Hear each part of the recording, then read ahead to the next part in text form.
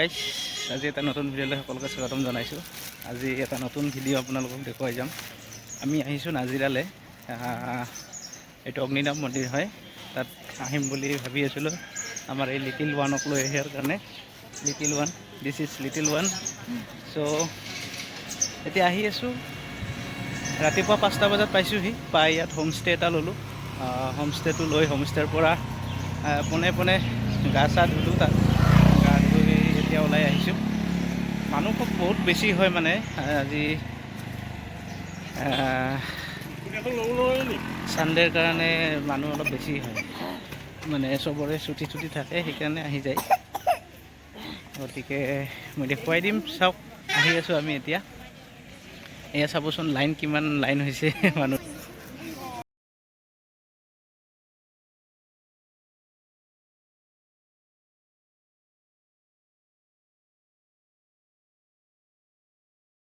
এতিয়া সময় হৈছে 7:23 আৰু 7:23 মানুহৰ লাইন মই দেখুৱালোঁ আপোনালোকক। 8টা বজাত মন্দিৰৰ দুৱাৰ ফুৰিব।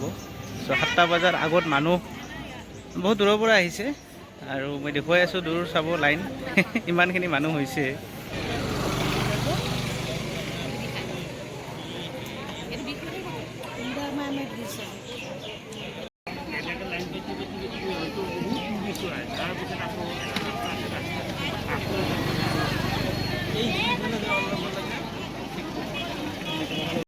মই এড্ৰেছটো আপোনালোকক জনাই দিম। নাজিৰা ইয়াত অগ্নিনাভ মন্দিৰত যদি কোনোবা আহিব বিচাৰে মই এড্ৰেছটো কৈ আছোঁ। কিবাহত আহিছোঁ, ছুপাৰত আহিছোঁ। ছুপাৰত আহি মানে 7:30 ছুপাৰ আছিলে। ছুপাৰত আহি ইয়াতে নাজিৰাত একদম STC ইয়াতে কাউণ্টাৰত নমাই দিব। নমাই দিয়ে তাৰ পৰা টমটম এখন ল'লে 20-30 টকা ল'ব। ইয়াতে একদম মন্দিৰলৈকে লৈ আহিব। ইমান মানে ইজি আৰু বেছি টান নাই। আহিব পাৰে সকলোৱে, যোনে আহিম বুলি ভাবি আছে। একো টাফ নহয়, ধুনীয়া। আৰু হোমষ্টেৰো এভেইলেবল আছে, হোমষ্টে ল'ব পাৰিব। আগতীয়াকৈ বুক নকৰিলেও হ'ব, ৰাতিপুৱা আহি ইয়াতে পাই যোৱা যায়। কিন্তু অলপ সোনকালে আহিলে ভাল, এনেকৈ মানুহ এইবিলাক চাওক। আৰু ৰবিবাৰৰ দিনত অলপ বেছিকৈ মানুহ হয়। এইটো এইবাৰ শিৱলিংগত গাখীৰ ঢালিবলৈ যোৱা লাইন কেনেকুৱা হৈছে দেখুৱাই আছোঁ। এয়া শিৱলিংগত গাখীৰ ঢালিবলৈ যোৱা লাইন। মই কাষত বহি আছোঁ, মই যোৱা নাই, ৱাইফ যাই আছে।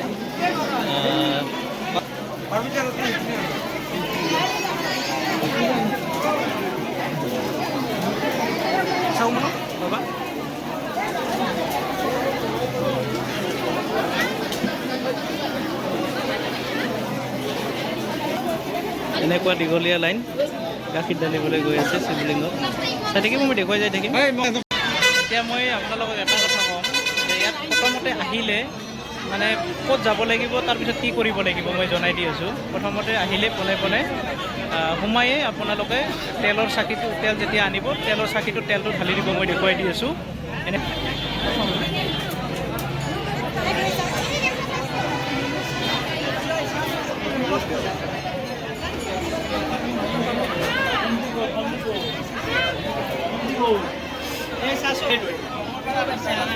এই তেলটো দিয়াৰ পিছত আপোনালোকে যিটো পানী আনিব মানে শিৱলিংগত দিয়াৰ কাৰণে, সেইটো পানীৰ লাইন ইয়াত লিখা আছে, তাত পানীত যাব।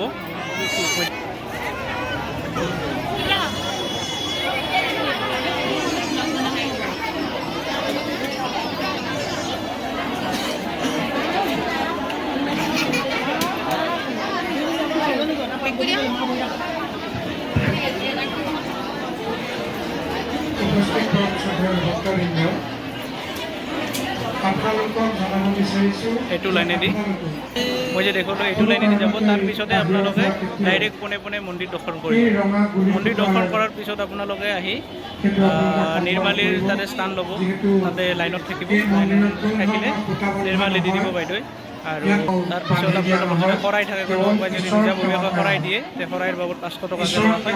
500 টকাকৈ দিলে আপোনালোকে এখন কুপন দিব। কুপনৰ বিনিময়ত তাৰপিছত 12টাৰ পিছত শৰাইখনৰ মানে প্ৰসাদখিনি মানে দিয়া হয়। সেইখিনি, বেলেগ একো নাই। কোনোবাই আহিলে আহিব পাৰে, মই জাষ্ট এনে গাইড কৰিছোঁ।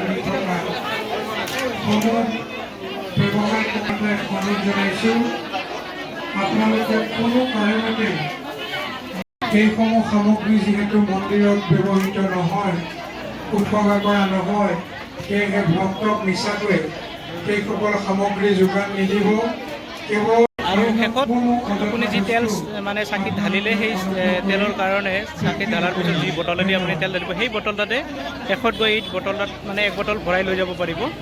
মই দেখুৱাই দি আছোঁ।